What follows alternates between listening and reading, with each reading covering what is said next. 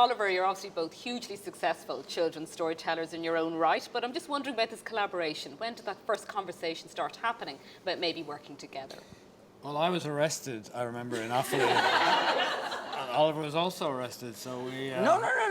I was the only phone number that you had. That was it. And I had given it to somebody else. It was the wrong number. It was the wrong number.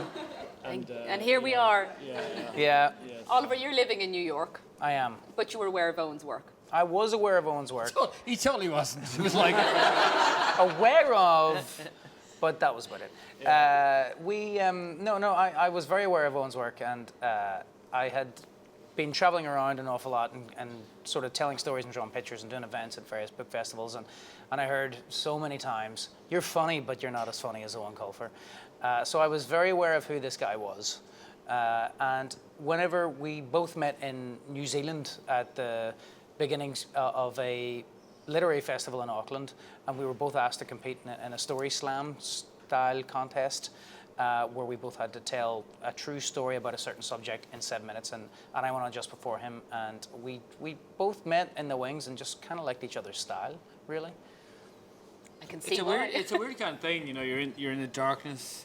There's two Irish guys in New Zealand, and you connect. It's a very special moment, you know. So no, in a literary way. You know, so when Oliver went on, this guy he has something special to say.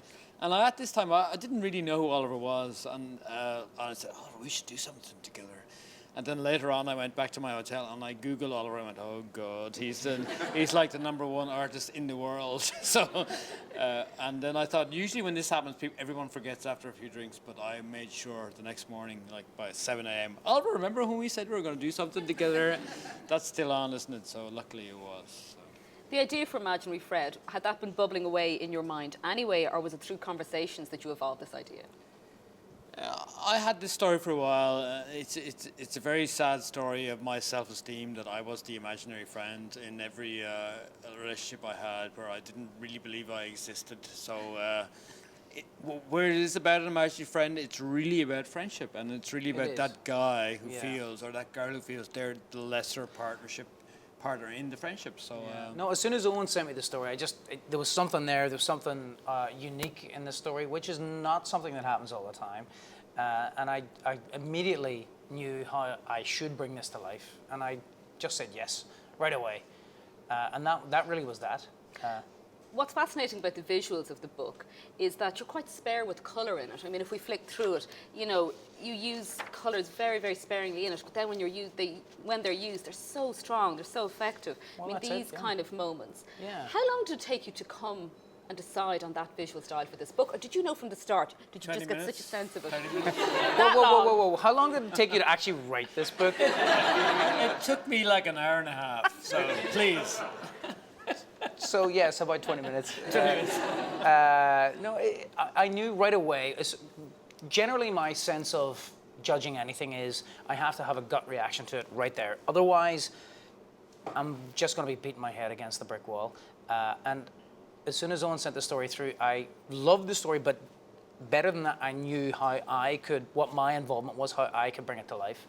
And so we started work immediately, and right away, it reminded me of the style of a story that hasn't been told in a very long time. That goes back to the 60s and 50s and 60s, sort of like these French books that were being made and by Sempe and Goscinny and the Nicolas books, and I really wanted to reference that somehow. So I knew that the illustrations had to be spare because the words carry so much of the weight, and it's.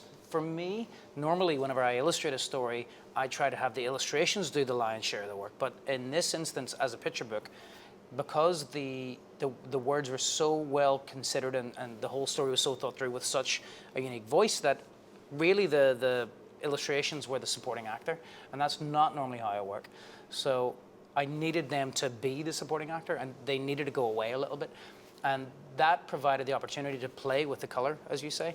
So if the entire world was line art, then I could use one flash color.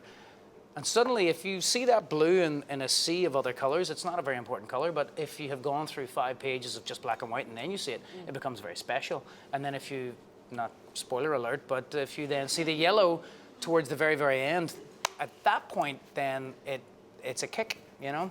What I found about the book is that it's quite dark. I mean, the notion of the imaginary friend starting to fade away when he thinks that his real friend is, moving on from him. These are big concepts for children, but you haven't stepped back from that. You haven't shied away from why that. would you? I mean, there's But a it's sense scary. of It's nihilism a there. scary But notion for they're children. grown-up relationships distilled into a picture book. Yeah. Because everybody's had that situation where you're not sure how to balance one friend with another. And it deals with that. And it isn't always the way that you think that it should be. Sometimes the answer isn't always the obvious one. So how did the work actually happen then? Were you Skyping each other? Were you emailing each other? Because you were continents apart. You were back in New York, I presume. Yes, I was back in New York and We kind of Skyped each other. Oliver would hold up Holding up pictures. pictures, and I have to say it now, Oliver, I couldn't see anything. But I trusted him. I said, yeah, it's fantastic. Yeah, with the lines and the pictures and stuff. That's great. I've realised afterwards, so many people have told me that, there's another way to do that, like a screen share thing. But I was literally holding up drawings to the camera and going, can you see it? Luddites, the two of us. I know. At what point did you know, though, that it really was working and there was something very exciting here Honestly, for both of you? from minute one. Really? Really, from minute one. Just this concept Yes. of this imaginary friend just Yes. grabbed you? Yeah. I knew when the book was published.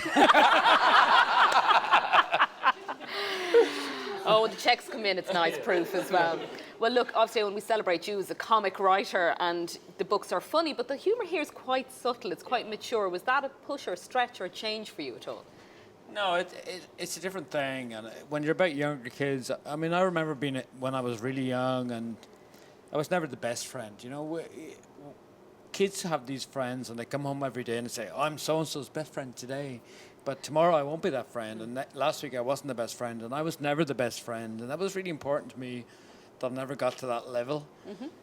And that's what the imaginary friend is, the one who's like the second best or the third best. And if somebody else is sick or breaks, I was praying for people to break their legs.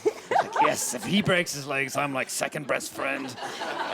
But it never happened. So Oliver, you're like you're my aspirational best friend. I love you, friend.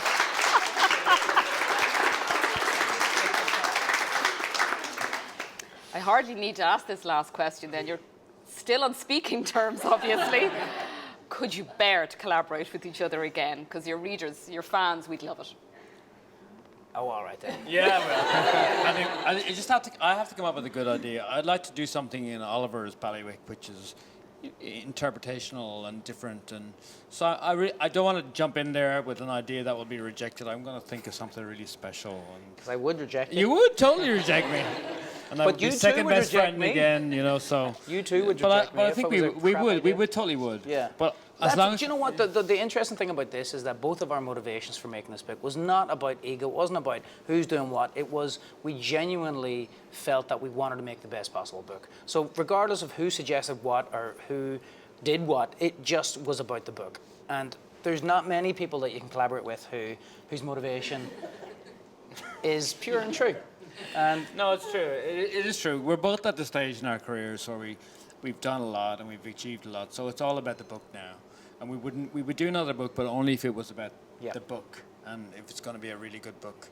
But actually, it's also about the tour because we had a really good time on tour. So we did a stage show where we just basically mocked each other for 45 minutes. It was great. It was great. Because usually in these tours, it's all about I love you, you're fantastic, you're great. But like Belfast and Wexford, that's not going to happen. So No. So I think the tour and the book, we'll definitely work together again. Yeah.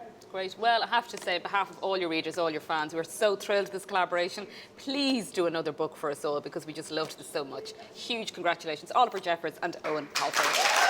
Thank you.